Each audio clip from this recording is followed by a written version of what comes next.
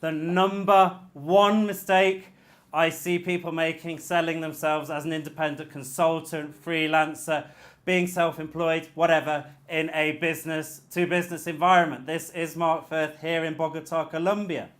And what is the number one mistake? It's actually a mistake I used to make, so the easiest way to explain that is this. When I left my career of working business to business, big projects, selling someone else's services, selling someone else's expertise, it was pretty new to me in terms of working for myself, selling my own expertise.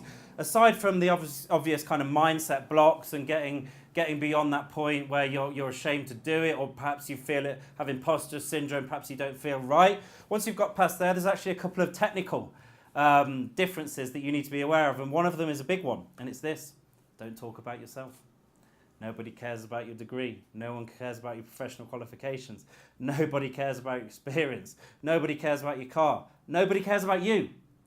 Let me qualify that.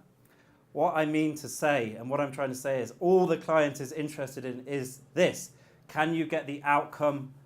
Can you get them an outcome that they need, that they want? Can you solve a problem for them? And by solving that problem, what's the outcome look like?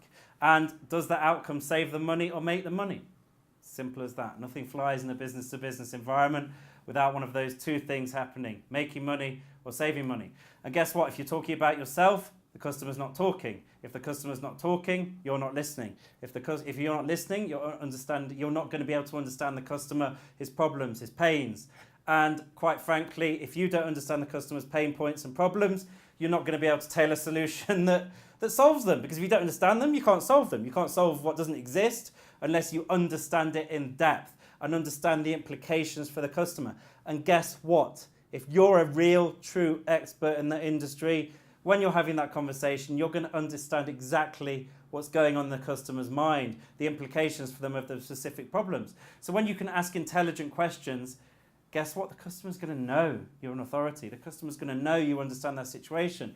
You always know you're in a good sales call where the customer goes, "Ooh, it's a good question," or there's silence when they think about it, because you've just illuminated a problem or an implication they probably weren't aware of. So if you can ask powerful questions, that is more powerful than talking about yourself. If you can then get out the customer a vision of where they want to go, get them to tell you, that's much more powerful than you telling the customer where they should get and why they should get there and how they will get there working with you because of your qualifications. Sales is about two things, really. It's about asking powerful questions and telling stories. You can't tell a story unless you've got the raw material to work with. You can't tell a story until you understand the customer better than they understand themselves.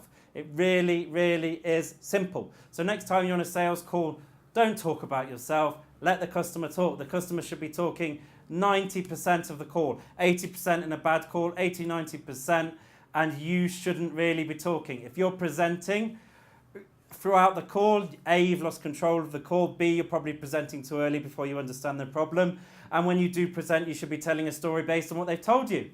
Simple, right? I would love to hear from you if you are selling as an independent consultant, self-employed person, a freelancer. Do you talk about yourself? Has it worked? Try this and let me know how it goes. Thank you very much for listening.